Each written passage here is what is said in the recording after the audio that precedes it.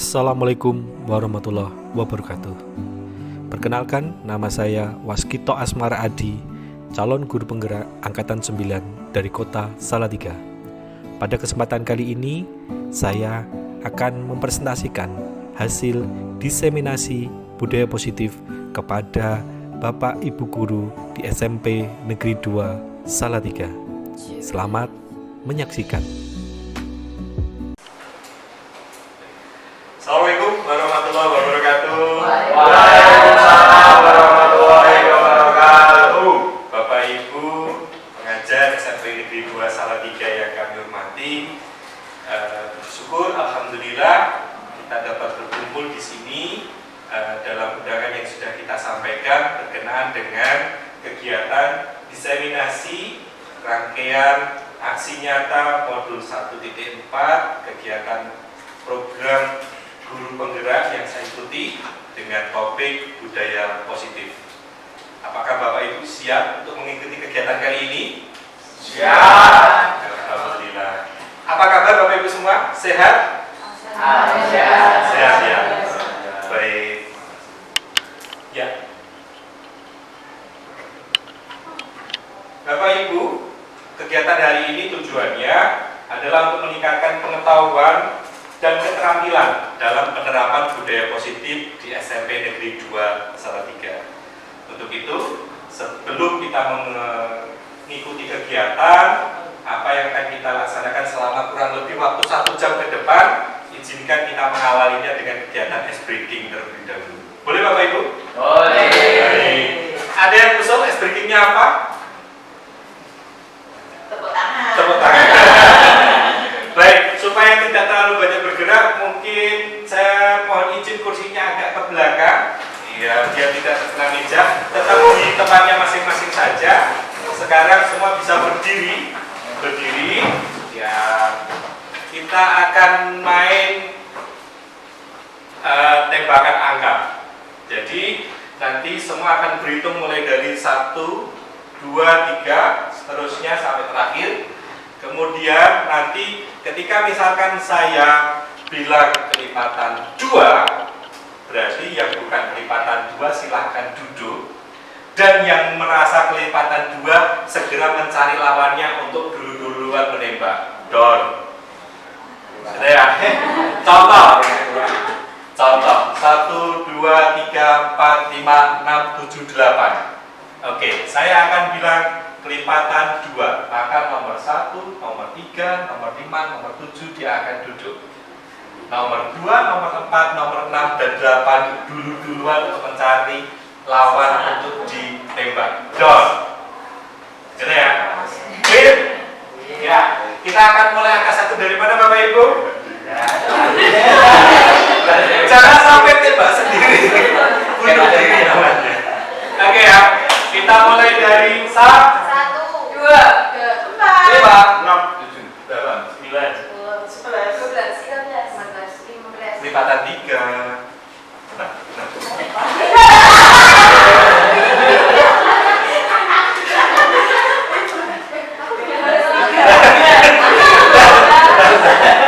Belum konsen, kita ulang lagi.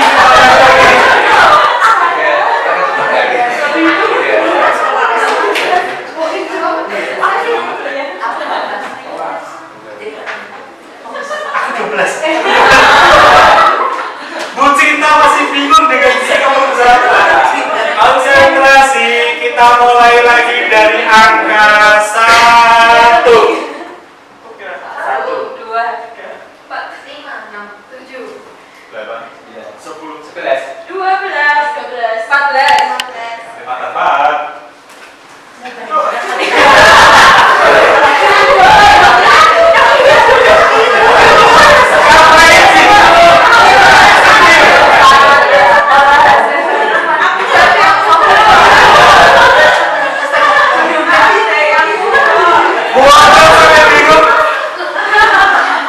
Dia nomor 5. Dibilangin kelipatan 4, cari mangsa. Bingung cari mangsa ya. Oke, sekali lagi. Ya, fokus konsentrasi, kita mulai dari angka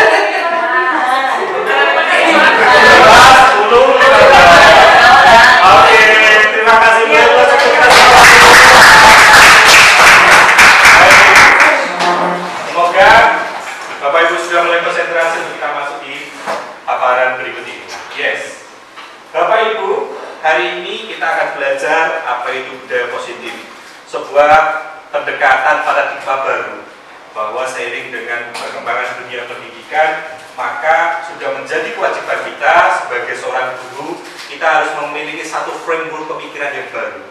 Paradigma baru pembelajaran merupakan pembelajaran yang dirancang berdasarkan prinsip pembelajaran yang berdiferensiasi, Bapak Ibu, sehingga para murid belajar sesuai dengan kebutuhannya berdasarkan tahap perkembangannya untuk mewujudkan profil pelajar Pancasila.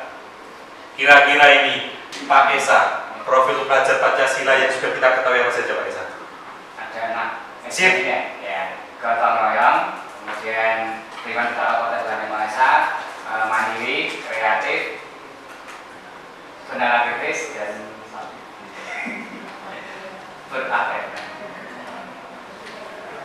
berkepentingan juga. Oke, boleh kita kasih plus. Apakah Budi itu luar biasanya mengingat-ingat pada di depan sudah. Pematik ya. Oke, next. Bapak Ibu, kita akan mengawali bagaimana memikirkan sebuah konsep pemikiran baru dengan sebuah keyakinan. Nah, ini ada satu game. Kita akan berpasang-pasangan. Yang satu belum bisa berpasangan, Mas Pak Juan, dengan mohon mungkin nanti bisa membersamai saya sebagai pengamat ya Pak Ustaz ya. Jadi hari ini kita akan belajar untuk satu game kepalan tangan. Nanti salah satu tim shoot, siapa yang melakukan kepalan tangan, siapa yang akan berusaha untuk membuka. Silakan tim shoot dulu. Cering.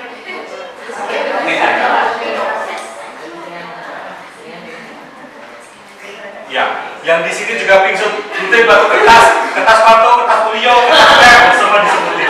Gak selesai. Oke, yang jadi penggenggam tangan, yang satu menjadi orang yang berusaha membuka. Siapa yang bertugas untuk menggenggam? Boleh angkat tangan? 1, 2, 3, 4, 5, 6, 7. Ada 7.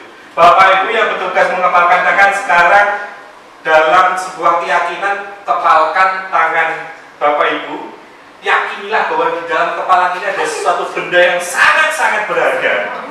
Teman di sebelahnya, silahkan Anda berusaha untuk meyakinkan teman untuk mau membuka. Apapun trik yang Anda lakukan, silahkan upayakan untuk betul-betul bisa terbuka. Paham?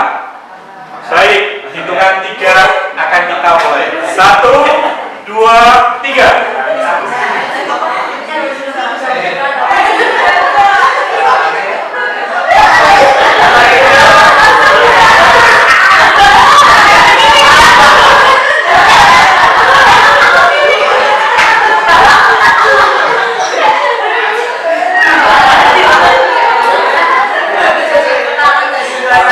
Hitungan 10 terakhir. 10, 9, 8,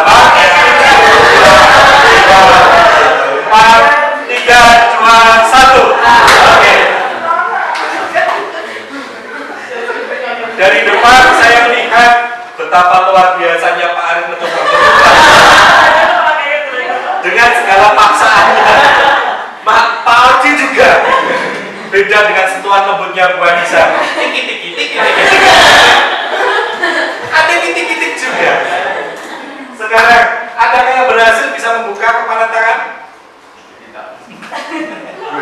Tidak ada yang berhasil. Saya ingin tanya dengan kelompoknya Bu Ana, Bu Gisel, tadi yang mengapa siapa? Saya Pak. Bu Gisel. Oke, Bu Gisel, kenapa tetap kekeh dalam genggaman tangan? Kenapa saya tetap buka? Karena anggapannya saya nggak pengen gitu mau memberikan apa yang saya genggam ke anak. Karena sangat-sangat berat. Iya. Bu Ana, upaya apa yang sudah dilakukan untuk membuka dan belum berhasil? Saya sudah berusaha Pak, semua mungkin, tapi bisa tetap mempertahankan itu. Karena saya membuka secara paksa. Paksa untuk dibuka. Luar biasa. Kita akan mencoba dari suara bapak-bapak. Mau di atas. Tadi yang bertugas mengepal siapa? Saya. Oke, silakan. Berhasil? Tidak. Tidak. Upaya apa yang dilakukan Pak Aldi tadi? Tadi coba pakai 2 tangan gitu. Tetap kegenggam. Ada paksaan juga di sana Bapak Ibu. Dan yakinilah bahwa sebuah mindset perubahan paradigma tidak bisa dipaksakan. Harus hadir dari diri kita sendiri. Dengan keyakinan penuh yang ada di genggaman, ketika ada perubahan kurikulum apapun, perubahan tentang teori apapun, selama belum ada motivasi intrinsik dalam diri kita, maka kita tidak akan pernah bisa membuka diri. Secara kontekstual, maka ketika kita sudah mau membuka diri untuk melakukan perubahan mindset, perubahan paradigma, maka nanti kita akan bisa menyambut apapun perubahan yang ada itu dengan penuh sukacita, bukan dengan penuh keterpaksaan. Mari Bu Feni boleh bergabung? Ya, dari kelas ya Bu Feni ya? Iya, Bu. Iya, terima kasih. Iya, Ibu Bapak, untuk merubah sebuah mindset perubahan paradigma, ada beberapa hal yang harus kita lakukan perubahan. Satu, ketika kita merasakan bahwa kebutuhan kita itu sama, salah. Padahal kebutuhan kita masing-masing berbeda. Pak Esa dengan Bu Yuni hadir ke SMP 2, kebutuhannya paling mendasar sama, mendidik. Tapi di balik itu ada kebutuhan juga yang melatar belakang yang berbeda. Semua orang melihat hal yang sama. Tidak demikian Bapak Ibu. Padahal setiap orang memiliki gambaran yang berbeda-beda. Kita hadir di kelas, kita bisa melihat bahwa 32 anak yang ada di kelas melihat kita dengan 32 sudut pandang yang berbeda pula. Maka apa yang harus kita siapkan? Kita juga harus mau melakukan perubahan paradigma, menempatkan siswa bukan lagi objek tetapi subjek dalam pembelajaran. Kita coba mengubah orang agar berpandangan sama dengan kita, padahal tidak bisa. Karena kita berusaha memahami pandangan orang lain. Bukan kita menuntut mereka kepada kita, tapi kitalah yang harus menilai bagaimana kita menghargai, memahami orang lain. Jangan pernah menuntut lagi siswa harus ngerti kita sebagai guru. Tapi kembali kita rubah bahwa kitalah yang bertugas memahami mereka Bapak Ibu. Kemudian orang lain bisa mengontrol saya. Tidak tepat. Bahwa yang benar hanya Anda yang dapat mengontrol diri kita sendiri. Seberapa kuat, seberapa mampu genggaman tangan untuk dilepaskan, kuncinya ada dalam Bapak Ibu sendiri. Kemudian dulu selalu ada perubahan, selalu ada paradigma bahwa saya bisa mengontrol orang lain. Yes, itu dulu. Tapi era sekarang bahwa tidak semua orang bisa kita kontrol. Ya. Maka disinilah peran kita, bahwa kita berusaha betul-betul memenuhi kebutuhan siswa, kebutuhan murid, bukan murid memenuhi kebutuhan guru. Ibu Bapak berkaitan dengan budaya positif, maka ada beberapa kata kunci yang bisa kita pahami.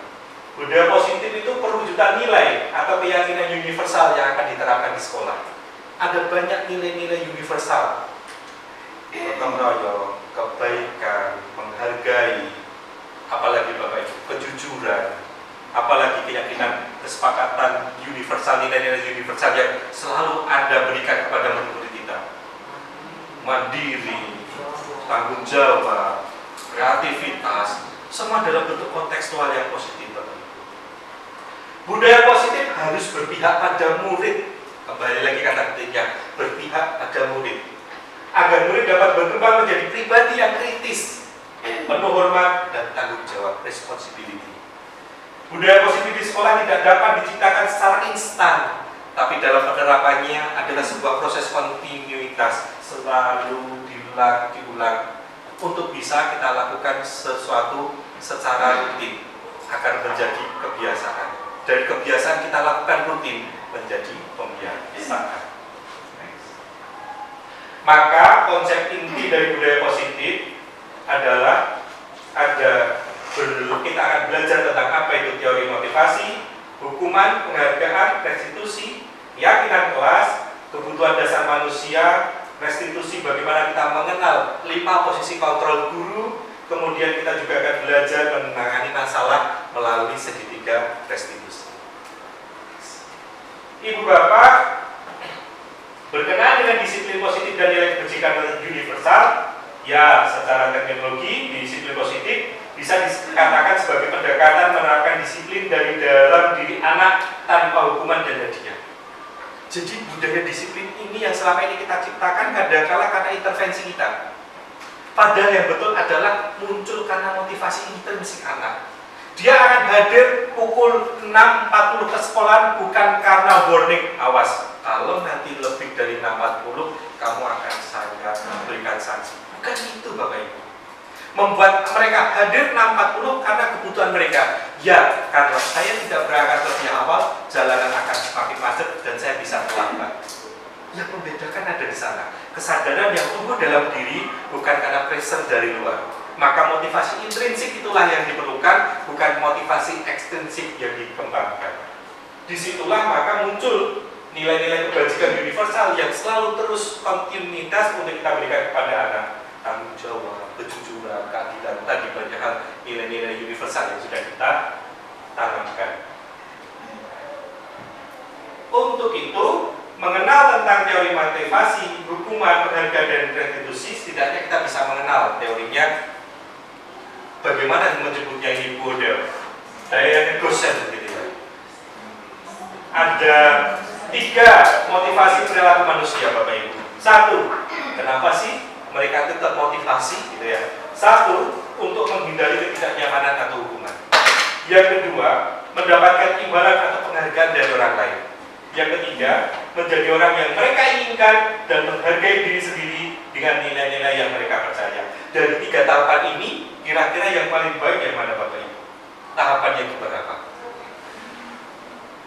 Apakah mereka akan menjadi termotivasi karena hanya menghindari ketidaknyamanan dan hukuman? Atau karena berharap ada penghargaan dan imbalan? Atau karena ya mereka menghargai dirinya sendiri dengan nilai-nilai yang mereka percaya? Dari tahapan 3 motivasi tersebut, kira-kira motivasi internal ada dari mana Bapak Ibu? Nomor berapa? Nomor 3. Untuk nomor 1, nomor 2 itu motivasi yang bisa tumbuh karena dorongan dari luar atau ekstrinsi. Maka dalam kaitan ini, Bapak Ibu, mari kita belajar apa itu hukuman, apa itu konsekuensi. Oke, Bu Cinta boleh membacakan apa yang dimaksud dengan hukuman? Hukuman bersifat satu arah dari pihak guru yang memberikan dan murid hanya menerima suatu hukuman tanpa melalui kesepakatan atau pengarahan dari pihak guru baik sebelum atau sesudahnya. Hukuman yang diberikan bisa berupa fisik maupun psikis. Murid atau anak disakiti oleh suatu perbuatan atau kata-kata. Oke. Selanjutnya, apa yang harus kita pelajari? Apa yang dapat kita pelajari dari pengertian konsekuensi? Boleh salah satu membacakan? Yosi? Iya, konsekuensi. Sementara disiplin dalam bentuk konsekuensi sudah terencana atau sudah disepakati, sudah dibahas dan disetujui oleh murid dan guru. Umumnya, bentuk-bentuk konsekuensi dibuat oleh pihak guru atau sekolah, dan murid sudah mengetahui sebelumnya konsekuensi yang akan diterima bila ada pelanggaran. Oke. Kira-kira poin apa yang bisa kita pelajari Bapak Ibu? Apakah hukuman dan konsekuensi itu bagaimana cara penerapannya? Kira-kira kata-kata kunci apa yang bisa pelajari? Kalau hukuman biasanya berasal dari mana Bapak Ibu? Orang yang lebih tinggi, orang yang lebih besar itu bisa menekan yang lebih rendah, betul seperti itu. Dan kira-kira biasanya hukuman itu lebih mengarah kemana Bapak Ibu? Hukuman fisik, hubungan psikis, menyakiti, seperti itu ya. Sedangkan daya bedanya dengan konsekuensi apa? Dari konsekuensi ada sepakatan, itu yang akan membedakan. Pernahkah Bapak Ibu zaman sekolah dulu dihukum? Pengalaman Pak Arif? Pernah dihukum Pak Arif? Sering. Waduh, luar biasa Pak Arif. Harusnya dapat award ya Pak Arif ya. Apa yang Pak Arif rasakan ketika menerima hukuman Pak Arif? Atau mungkin boleh diceritakan dulu hukuman apa yang pernah diterima? Mungkin dulu ketika saya waktu SMP, jadi ketika itu melakukan keterlambatan dari berangkat sekolah, akhirnya disuruh lari keliling lapangan. Iya, lari keliling lapangan karena terlambat ya Pak. Itu andai kata sering terlambat terus dan sering lari mah jadi atlet. Betul sekali. Kira-kira yang terjadi di situ yang paling rasakan apa? Bahagia, senang, atau jengkel, dokol begitu? Karena baru sekitar umur segitu, rasa yang dirasakan jengkel. Jengkel. Iya, karena waktu itu secara jauh apa artinya itu. Kemudian ketika saat itu sudah mulai berkembangnya dalam ternyata kenapa harus lari, ya berarti bagaimana cara kita memanfaatkan waktu dengan sebaik mungkin. Kalau misalnya kita ketinggalan berarti harus lari, sedangkan waktu kan harus terus berjalan semacam itu. Luar biasa.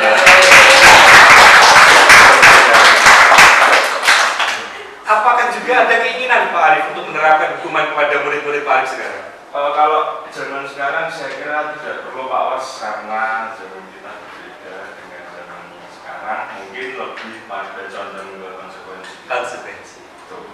Karena sudah ada kesepakatan, Yes. dan anak sudah menyadari bahwa ketika melakukan segala sesuatu yang tidak sesuai dengan semestinya, maka ada konsekuensi yang siap untuk dia terima, seperti itu Pak ya. Yes. Oke, luar biasa. Maka konsekuensi yang ada itu dalam tataran sekarang di dalam bentuk kelas kita, komunitas yang kecil di kelas kita biasa disebut dengan keyakinan kelas. Keyakinan kelas itu ada nilai-nilai kebajikan atau prinsip-prinsip universal yang disepakati bersama secara universal, lepas dari latar belakang suku, negara, bahasa maupun agama. Dan keyakinan kelas menjadi sebuah keyakinan akan lebih memotivasi seorang dari dalam atau memotivasi secara prinsip, gitu ya. Jadi nanti ketika kita hadir semua di dalam kelas, kita akan mengajak anak dulu mengawalinya dengan kesepakatan kelas. Kita ajak mereka untuk menyusun secara bersama-sama.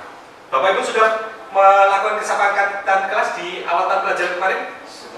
Luar biasa. Nanti akan kita coba praktekkan.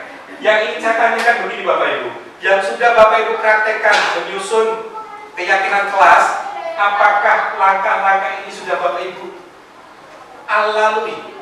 Pertama, Bapak Ibu melakukan menanya dulu kepada semua murid tentang masalah dan harapan kelasnya. Langkah yang kedua, eksplorasi ide dari murid untuk mencapai kelas impiannya itu nanti akan seperti apa. Kemudian ketiga, diambil kesimpulan dari ide murid. Yang keempat, ubah ide menjadi keyakinan kelas, kemudian menandatangani kontrak keyakinan kelas secara bersama-sama. Biasanya di tempat Bapak Ibu di kelas, keyakinan kelasnya itu banyak atau sedikit? Banyak. Seberapa banyak? Dengan kalimat yang panjang, kalimat yang lebar, atau kalimat ringkas Bapak Ibu? Ringkas, dibagi per poin.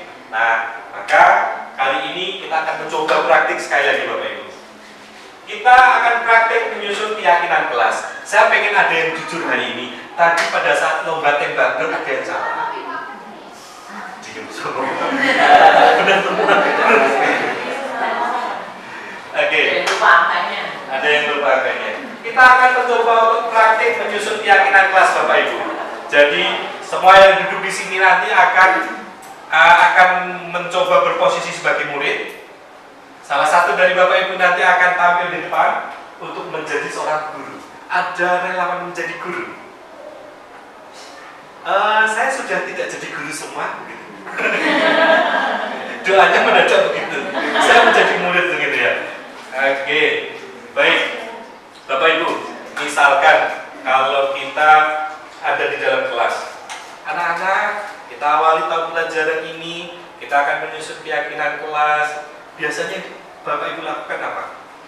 Mereka angkat tangan, atau mereka menulis di cari kertas, atau mengisi di Google Form, atau seperti apa? Boleh ada testimoni dari salah satu, Bu Anissa?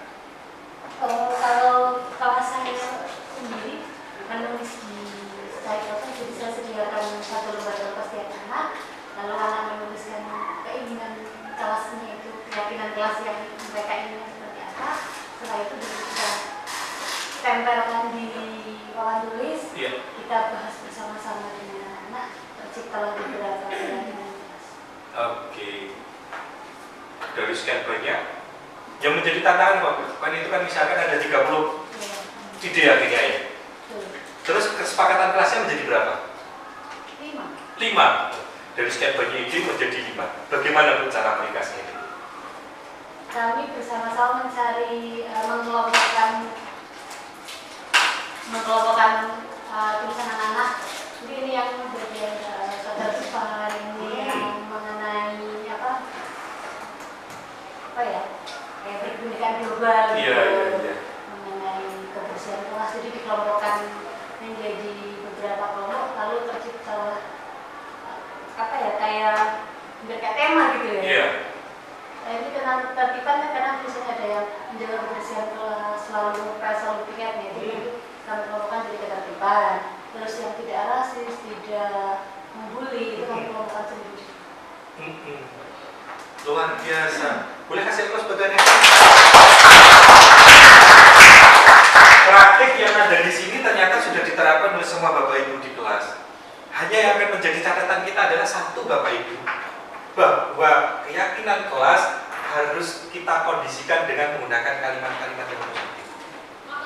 Upayakan tidak mengawali dengan kalimat tidak membolos atau apapun itu. Maka rubahlah menjadi sebuah kalimat positif, ya, mengikuti pembelajaran dengan seksama. Hindari konotasi bahasa-bahasa yang berkonotasi negatif. Tapi kita upayakan untuk semua kembali ke bahasa-bahasa positif. Dan sekilas yang saya lihat di kelas-kelas Bapak Ibu sudah luar biasa. Bahkan tampilannya keren-keren di dalam tautan lembar-lembar kertas, lembar-lembar yang semakin kreatif di tangan anak-anak. Dan itu tadi yang jangan kita lupakan, setelah tercapai kesimpulan kesepakatan kelas dengan bahasa yang positifnya itu, jangan lupa anak-anak harus tanda tangan kontraknya, bahasanya demikian. Supaya apa? Menjadi kendali kontrol bahwa anak-anak sudah menyetujui ada keyakinan kelas di sana. Maka ketika itu sudah mereka sepakati semua, mereka sudah setuju semua, disitulah ada komitmen bersama bahwa ya, saya sudah mensepakati itu dan kita semua sudah mensepakati menjadi sebuah keyakinan kelas. Oke. Sampai di sini ada yang ingin Bapak Ibu tanyakan? Saya kira Bapak Ibu luar biasa sudah mempraktikkan semuanya. Oke. Bisa kita lanjut Bapak Ibu? Lanjut lagi. Ya. Ibu Bapak, kenapa sih harus ada disiplin positif? Kenapa sih harus ada budaya positif? Kenapa sih harus ada keyakinan kelas? Karena pada dasarnya itu menjawab semua kebutuhan dasar manusia. Kebutuhan fisiologis, makan, minum, tidur, kebutuhan akan rasa aman, keamanan, keteraturan, kebutuhan akan rasa kasih sayang, afeksi, relasi kekeluargaan, kebutuhan akan penghargaan, pencapaian status, tanggung jawab, reputasi, dan yang lain, kebutuhan yang terakhir, kebutuhan akan aktualisasi diri, pemenuhan ideologi, pengembangan kapasitas diri. Ini yang akan kita wujudkan, ini yang akan kita dorong, kita berikan kepada anak-anak kita, menciptakan sebuah pembelajaran mengakomodir semua kebutuhan dasar murid-murid kita. Maka dalam kaitan dengan ini, kita juga harus memahami tentang tugas pokok kita juga Bapak Ibu. Selama ini kita hadir di kelas, kita datang di kelas, seringkali kita dalam kapasitas ya datang, kita mengajar, kita melaksanakan sebuah rutinitas yang sudah berpuluh-puluh tahun, dan kita lupa bahwa ternyata ada 5 posisi kontrol yang harus kita bedakan. Secara teoritis, 5 posisi kontrol itu dibedakan menjadi yang pertama penghukum, pembuat rasa bersalah, teman, pemantau, dan manajer. Kita akan mencoba membahasnya satu-satu supaya nanti kita bisa mengukur kita ada di tahapan mana, padahal kita harusnya ada di mana. Itu yang harus kita lakukan. Dalam kaitan kita menjadi guru seorang penghukum, seseorang penghukum bisa menggunakan hukuman fisik maupun verbal. Guru seperti ini senantiasa percaya hanya ada satu cara agar pembelajaran bisa berhasil, yaitu dengan cara gue, cara dia. Banyak konteks-konteks hukuman, ketidaktertiban, ketidaknyamanan selalu korelasinya dengan hukuman. Beberapa kalimat yang biasanya muncul, patuhi aturan saya, atau awas, ya, ada nada ancaman dari guru kepada muridnya.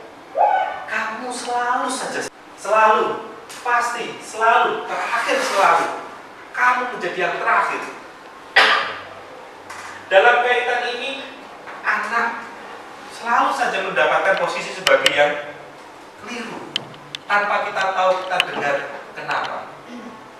Kejadian Pak Arif, SMP datang terlambat, tidak ditanya dulu kenapa. Kamu lagi terlambat, sana muter, lari. Apakah demikian yang akan kita rancang Bapak Ibu? Kita menjadi guru yang betul-betul pintar, yang segala sesuatu harus dikorelasikan dengan kesalahan-kesalahan yang harus ditebus dengan penghukuman? Bukan. Maka mari kita sekarang mencoba refleksi. Iya ya, terakhir kemarin saya masih berperilaku seperti itu ya. Dan yakinlah bahwa apa yang terjadi seperti itu sangat tidak membuat nyaman bagi murid-murid kita. Kita akan belajar yang kedua, bagaimana guru sebagai pembuat rasa bersalah. Guru itu akan membuat sebuah keheningan yang membuat orang lain merasa tidak nyaman, bersalah, atau rendah diri. Dalam posisi ini, murid akan memiliki penilaian diri yang buruk tentang diri mereka. Murid merasa tidak berharga dan telah mengecewakan orang-orang yang disayanginya. Dia menegur tanpa dengan bahasa kasar, tanpa nada tinggi, tapi tanpa dia tahu bahwa dia memposisikan murid merasa dirinya menjadi individu yang tidak baik. Ibu sangat kecewa sekali dengan kamu, nak. Murid akan bilang, saya salah sekali saya. Berapa kali Bapak harus memberitahu kamu? Sepertinya kamu tidak mampu untuk berubah.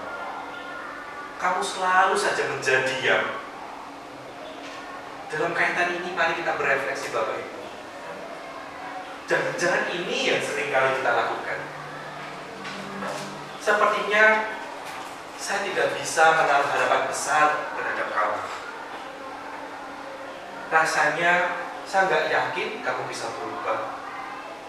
Anak akan merasa dia pusing, aku di rumah salah, di sini salah. Terus bagaimana? Ini yang harus kita refleksikan Bapak Ibu. Posisi yang ketiga, posisi sebagai teman. Posisi ini nggak menyakiti murid, tidak menyakiti murid, namun akan tetap berupaya mengontrol murid melalui pendekatan persuasif. Posisi teman pada guru bisa negatif, bisa positif. Hal negatif dari posisi teman adalah bila suatu saat guru tersebut tidak membantu, maka murid akan kecewa dan tidak mau lagi berusaha. Mereka datang, kita ketemu, ayolah Mas Arif, besok lagi jangan terlambat, bantu saya supaya saya tidak harus piket setiap kali di depan. Jadi dia akhirnya berubah, bukan karena keinginan dari dalam dirinya, karena rasa suka terhadap Pak Guru. Ya sudah, kali ini tidak apa-apa, nanti Pak Was yang membereskan ini. Besok pagi, Bu Gisel, tolong diserahkan, diberesin sendiri ya. Padahal itu sebetulnya bisa dilakukan Gisel dalam kapasitas sebagai murid, sebagai tanggung jawab dia telah menumpahkan ayat ini. Suatu ketika semua sudah terfasilitasi, saya tidak ada, maka Gisel akan bingung. Biasanya musim ini Pak Was, sekarang tidak ada. Kalaupun ada dan dia akan melakukan itu bukan karena keinginan dirinya cinta lingkungan kebersihan, tetapi karena Pak Was kita sudah ada. Jadi bukan karena motivasi intrinsik, tapi karena dorongan dari kita. Bagaimana posisi guru sebagai pemantau?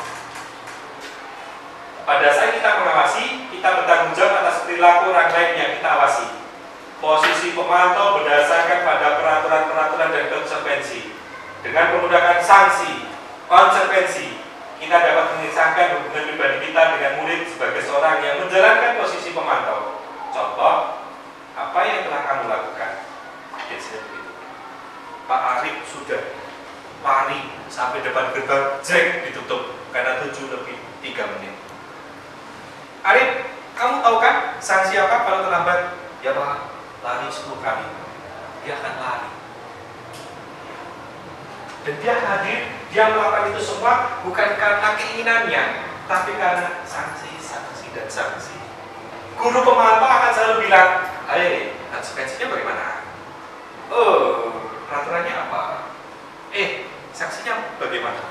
Selalu itu yang dilakukan dan mendorong mereka berubah, murid-murid berubah, bukan karena intrinsiknya, tapi karena rasa takutnya ada peraturan. Saya pengen tanya sama Bapak Ibu.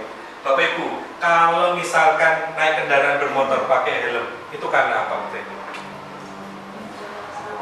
Menjaga keselamatan, bukan karena takut ditilang. Itu juga. Saya sudah suka dengan jawaban menjaga keselamatan. Ketika jawaban menjaga keselamatan itu kan ada motivasi intrinsik dalam dirinya. Tapi ketika jawaban sudah muncul, karena takut ditilang sih, berarti dia akan menggunakan helm ketika ada sangkaan sanksi tilang yang akan terjadi.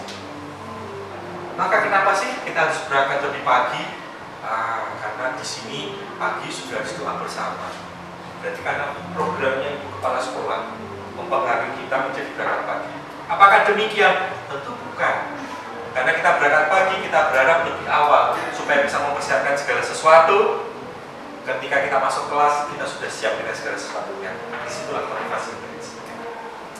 Baik, yang terakhir, ini yang diharapkan Bapak Ibu. Bagaimana seorang guru dapat menampilkan posisinya sebagai posisi manajer. Di posisi ini, guru dapat berbuat sesuatu bersama dengan murid, mempersilahkan murid mempertanggungjawabkan perilakunya, mendukung murid agar dapat menemukan solusi atas permasalahan-permasalahannya. Oke. Maaf izin, saya ikutan waktu. Anak, kamu tidak mengerjakan tugas dengan baik. Kamu tahu anak, apa keyakinan kelas, kesepakatan kelas yang sudah kita yakini kita sepakati bersama? Anak akan bilang, iya, saya melanggar itu kesepakatan nomor 3 bahwa kami akan belajar dengan sungguh-sungguh dan bertanggung jawab. Apakah kamu meyakininya? Jika kamu meyakininya, apakah kamu bersedia memperbaikinya?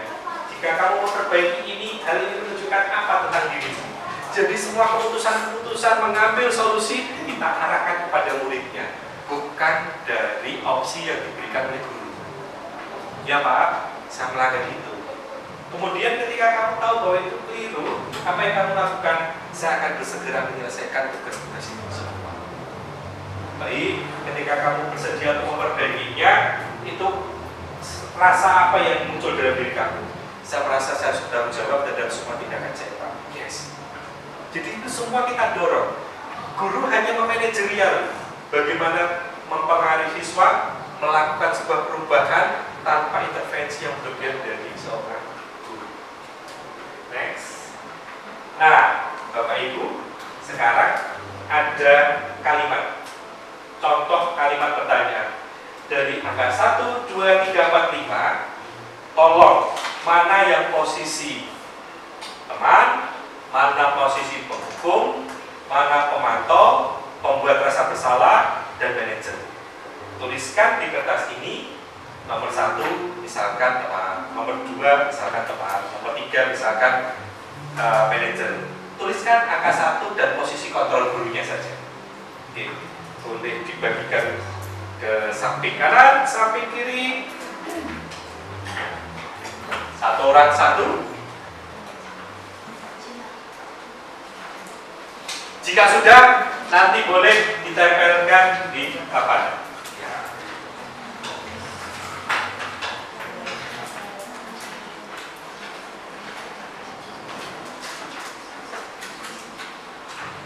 Nomor 1, gimana coba kalau orang tua kamu tahu kamu berbuat salah gini?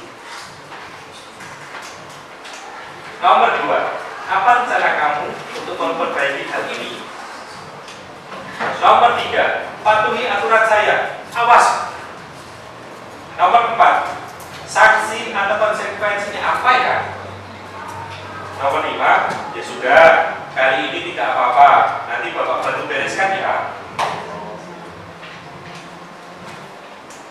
Ada 5 posisi kontrol: penghukum, pembuat rasa bersalah, teman, pemantau, dan manajer.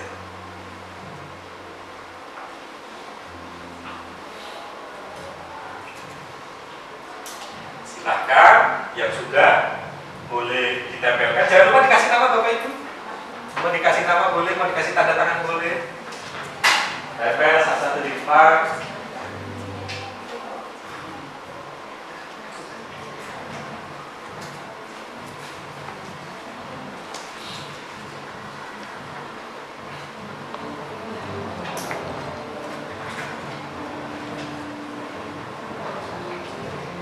Windu sudah? Boleh tiap lagi? Oke.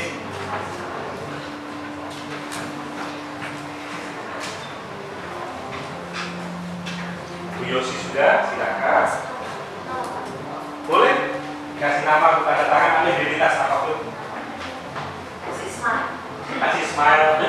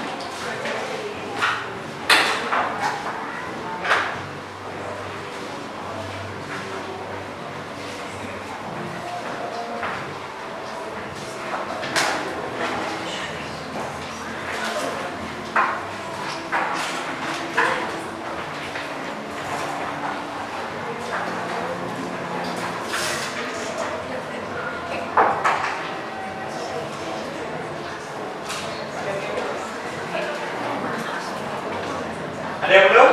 Oke.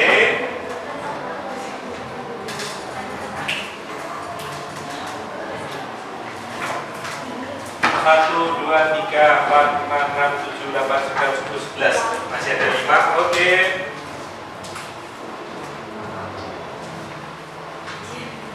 Siap.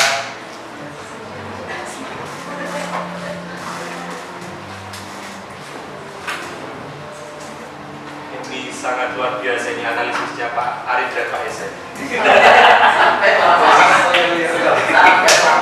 Sampai lah. Oke, Pak Esa bisa membantu saya di sini, Pak Esa. Oke, nanti Pak Esa akan mencoba membacakan. Nah, mendekat ini Pak Esa. Ya. Oke. Jawabannya apakah semua sama? Pak Esa coba mencari. Yang nomor 1, sebagian menjadi pembuat rasa bersalah. Ada 1 Pak Esa. Pemantau ini ya. Pemantau. Oke. Terus. Ya. Kemudian yang nomor 2, apakah banyak yang sama Pak Esa? Apakah yang lain Pak Esa? Silakan. Ini rata-rata manajer. Tapi juga ada pemantau 3, pemantau 1, 2 di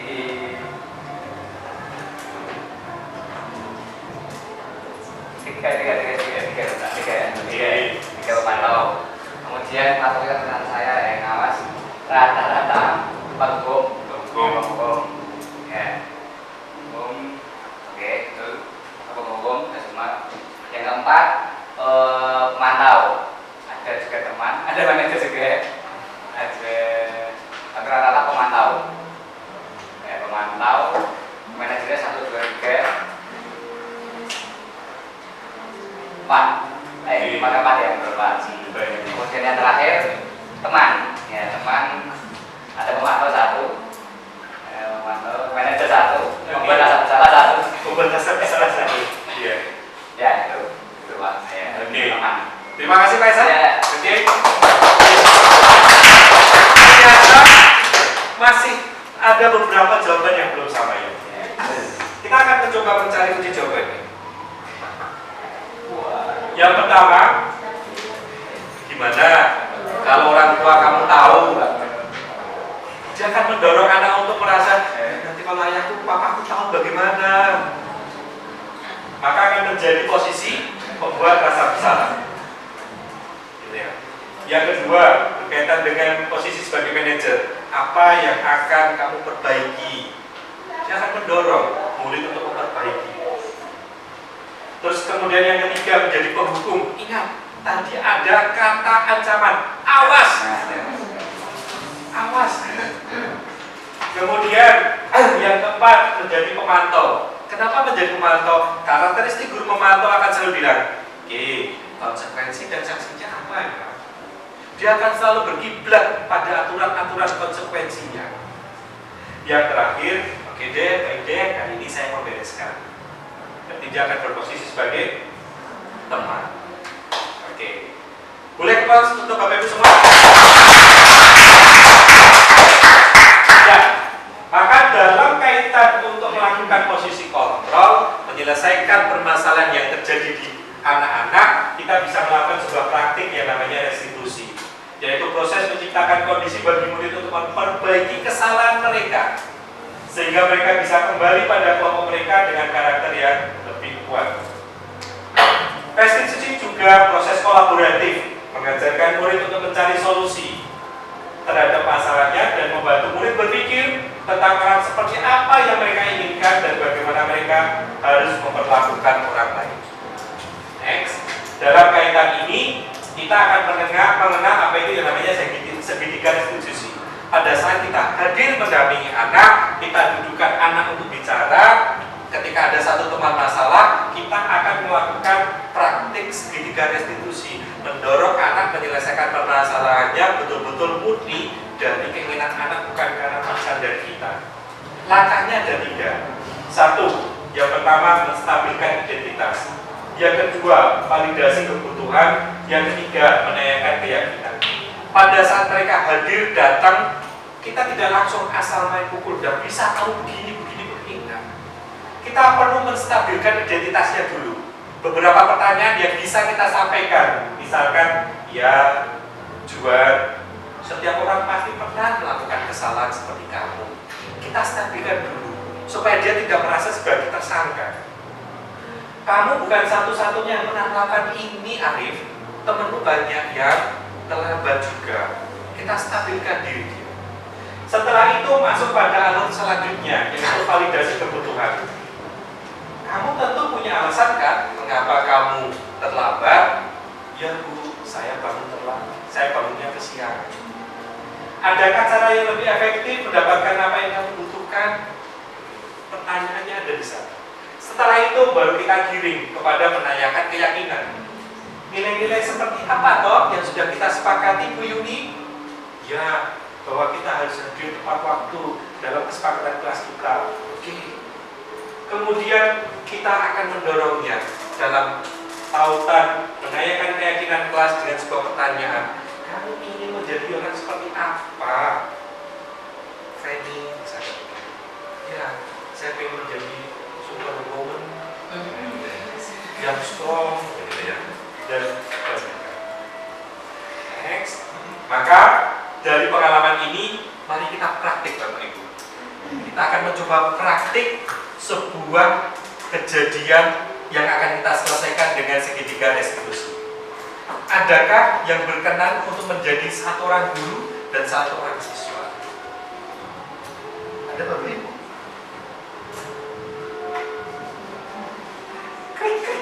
Gitu ya. Baik, bagaimana kalau kesempatan kali ini Bu Yuni akan membantu kita praktik? Bu Yuni menjadi murid. Bu Yuni akan menjadi murid. Siapa yang akan menjadi gurunya? Mas Tasus.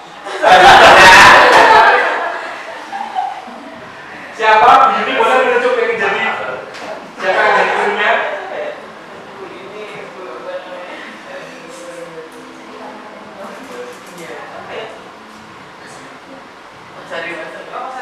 Oke.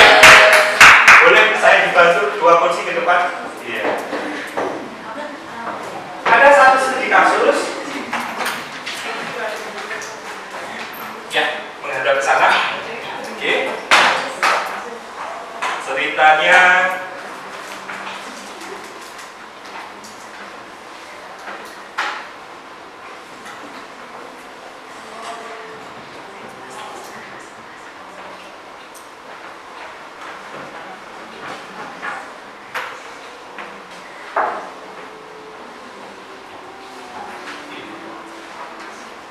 silakan Pak Arif. Jadi Bapak Ibu, ini akan kita praktekkan sebuah segitiga restitusi dengan sebuah kasus. Pak Arif seorang wali kelas dari SMP Pelindung. Pada jam istirahat makan siang, Pak Arif melihat salah satu murid bernama Amira menangis sendirian di dalam kelas. Pak Arif menghampiri Amira dan mengajak bicara. Ternyata Amira menangis karena tadi Yuni sempat mengejek Amira karena ulangannya lebih rendah dibanding dengan nilai yang didapatkan. Kemudian Pak Arif merasa bahwa ada keyakinan kelas yang tidak diikuti oleh Yuni dan akhirnya sepulang sekolah Pak Arif mengajak Yuni untuk berbicara.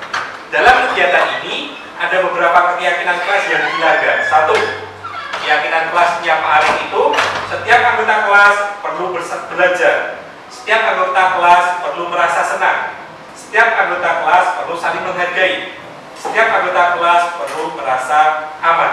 Nah, dalam hal ini Bapak Wali kelas akan mencoba menanyakan bagaimana alur menstabilkan identitasnya, bagaimana langkah memvalidasi kebutuhannya, bagaimana tahapan untuk melakukan keyakinannya. Bisa dilakukan Pak? Ditanya-tanya. Kalau marah boleh Pak dibanding. Ya. Kita hitungi bagaimana Bapak Ibu yang lain bisa menjadi pengamat ya. Baik. 3, 2, 1. Oke. Bebas.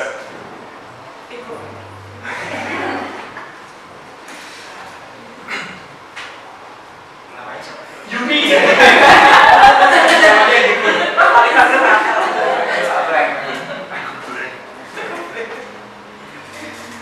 Baik, adik Yuni.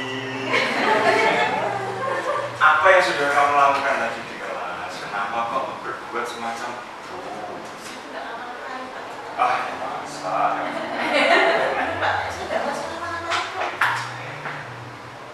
Karena begini, ya, Mbak Yuni, ada beberapa poin yang sudah kita sepakati di kelas yang kita lewatkan. Mungkin kamu lupa atau tidak tahu atau sengaja melupakan, tapi tidak apa-apa. Selebihnya kita bisa menstabilkan rasa yang sudah kamu langgar itu supaya tidak terulang kembali. Maka apa tindakan yang bisa kamu lalui jika melanggar semacam konsekuensi yang sudah kamu langgar itu tadi? Nah, bisa kamu dengarkan dulu sambil mendengarkan ceramah saya. Kemudian, apa keyakinan yang bisa kamu lakukan ketika kamu bisa menjadi pribadi yang lebih baik lagi, tentunya sepakat dengan keyakinan yang sudah kita yakini dalam kelas. Nah, kamu bisa meneng-neng dulu kalimat-kalimatnya sambil mendengarkan pidato saya. Baik, selebihnya akan saya kulik dahulu, stabilkan dulu perasaanmu supaya tidak keliru, supaya tidak merasa bersalah. Hanya saja kamu tersesat jalan, tidak sesuai koridor yang kita sepakati di kelas. Nah, bagaimana tindakanmu, bagaimana perasaanmu untuk kedepannya supaya lebih baik kembali. Itu bagaimana? Saya tidak tahu, saya dipanggil ke sini. Saya tidak tahu diajak ngomong apa, bilang yang keyakinan.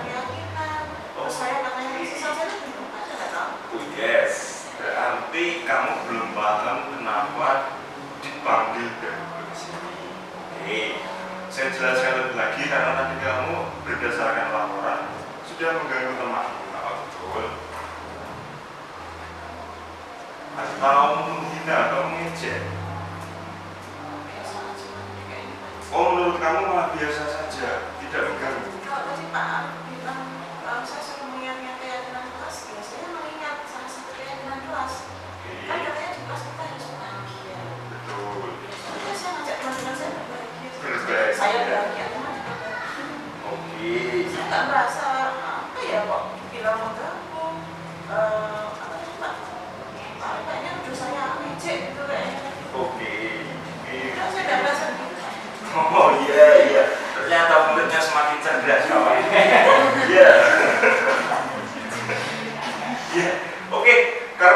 sudah mulai membuka diri dengan tameng-tameng yang luar biasa ini, maka akan saya tegas lagi bahwa tadi si Amira itu dia nangis karena perbuatan sikapmu yang menurut dia membuat dia itu menangis karena kamu sudah menghina dan mengejek, karena nilai ulangannya itu lebih rendah dibandingkan nilai yang didapat si Ali. Nah, berarti poinnya di sini adalah kamu sudah mengejek nilainya si Amira itu. Apakah itu perbuatan yang biasa menurut kamu atau tidak biasa menurut si Amira? Itu saya memang melihat bagaimana dibagikan itu, saya lihat benar-benar nanti sama Amira itu apa sesinya jauh banget. Jauh. Saya sebenarnya lebih semangat untuk Amira. Oke. Ya. Saya lebih semangat Amira. Walaupun yang jelek nggak apa-apa. Lanjutkan dong. Saya bilang gitu. Ini salah. Lebih jelek salah. Lebih rendah. Ayo lanjutkan ini keliru.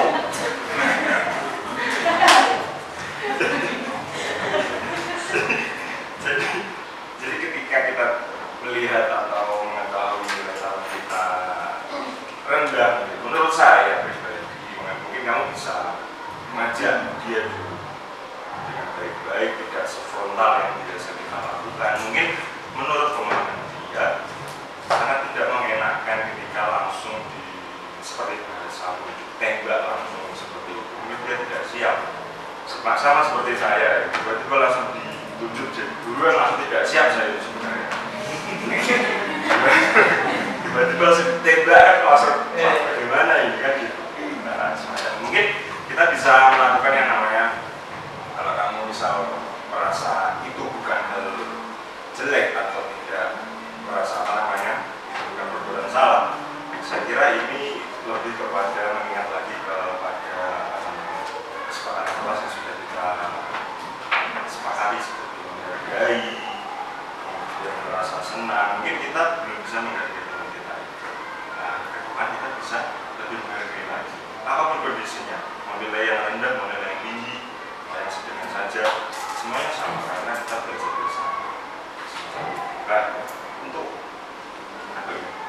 Mungkin semacam itu bisa diterima atau kamu masih ingin beranggapan bahwa tidak merasa bersalah itu biasa saja, atau ya sudah, apa yang terjadi terjadilah, atau misalnya yang lain apa ya, misalnya ya sudah, saya merasa bersalah bahwa saya tidak akan mengulangi lagi, selebihnya nanti selanjutnya saya tetap akan menghargai teman sebaya saya, atau kamu punya pendapat yang lain.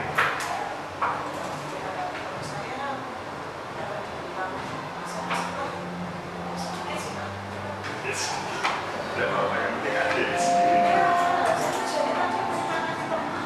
Itu Saya paling tidak nanti ada kesepakatan atau ya saya tadi masih melakukan saya aja tidak paham bahasanya. Mungkin bisa saja Amira sebelum tadi dibandingkan itu sudah punya masalah dengan teman lain, itu yang mungkin saya tadi tidak bisa menempatkan diri. Saya hanya bercanda, menurut memberi semangat dengan cara saya, ya mungkin itu yang membuat Amira jadi malah semakin sedih. Oke, baik, terima kasih Yuni atas penjelasannya. Saya harap ke depan bisa lebih apa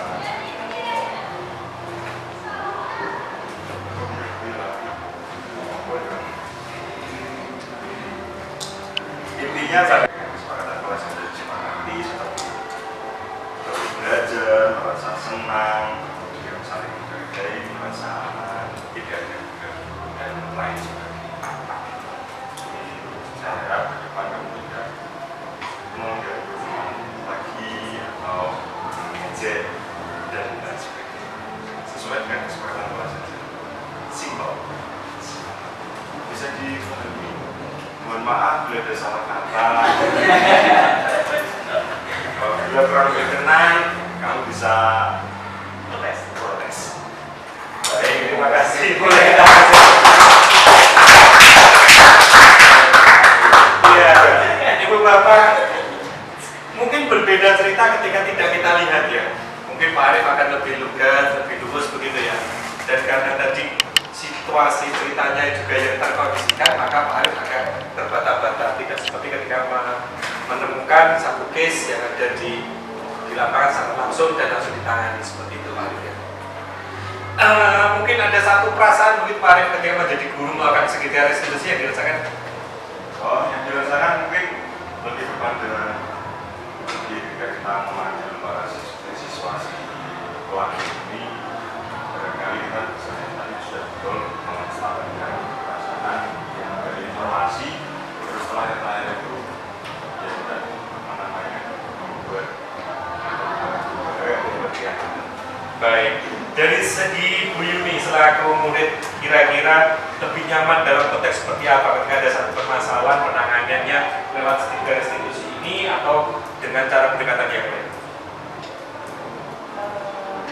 Kalau masih merasa nyaman, tadi sudah berkata bahwa membuat saya jadi sadar sebagai murid sederhana salahnya. Walaupun tadi kan sebagai yang muridnya ya nggak merasa bersalah gitu. Tapi kan tetap dibelokkan. Kemudian tadi ada dibelokkan sama saya pidato saya. Jadi anak juga dikondisikan untuk apa ya istilahnya ditahan dulu gitu loh. Jadi kayak tadi mungkin kan nggak merasa bersalah, ngeyel gitu. Tapi kan dengan pelan-pelan diarahkan oleh gurunya, setidaknya udah biasa berpikir gitu. Yang kayak cuma sedikit tadi artinya tidak, saya paham perasaanmu, mungkin belum ke arah situ ya. Cuman mesti setidaknya menahan rasa marah saya seperti itu. Ngeyel saya itu juga diredam di situ.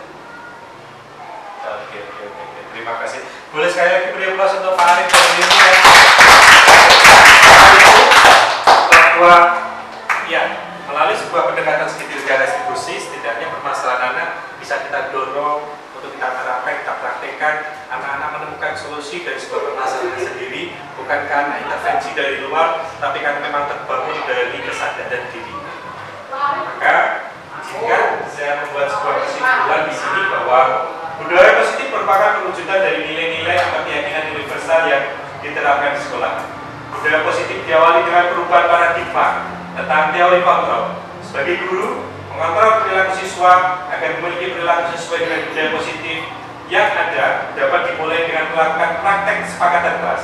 Posisi kontrol yang diharapkan adalah sebagai posisi manajer. Bapak Ibu yang kami hormati, sebagai penutup rangkaian kegiatan hari ini, maka saya ingin nanti Bapak Ibu melakukan sebuah refleksi. Kita baca refleksinya bersama-sama untuk nanti kita lakukan sebuah catatan diri untuk kemudian nanti kita ejawatakan dalam keseharian kita. Yang pertama, apa yang sudah Bapak Ibu pelajari hari ini? Yang kedua, setelah mempelajari materi budaya positif, hal-hal apa saja yang dapat Bapak Ibu tingkatkan ke depannya? Yang ketiga, hal baik apa yang sudah Bapak Ibu lakukan pada hari ini? Jawablah pertanyaan-pertanyaan reflektif ini untuk kita lakukan sebuah catatan diri dalam rangka kita mewujudkan sebuah profil guru dalam posisi kontrol manajer, dan semua yang kita lakukan di sekolah adalah semua demi kebutuhan murid. Akhirnya saya ucapkan terima kasih sebesar-besarnya kepada Bapak Ibu guru yang telah mengikuti rangkaian diseminasi budaya positif dalam rentang waktu kurang lebih 1 jam ini. Apabila ada hal yang kurang berkenan, saya mohon maaf yang sebesar-besarnya, dan mari kita akhiri dengan apresiasi plus untuk kita semua. Sampai jumpa lagi dalam kesempatan selanjutnya. Kami akhiri. Wabillahi taufiq wal hidayah. Assalamualaikum warahmatullahi wabarakatuh. Sampai jumpa. Terima kasih Bapak Ibu semua.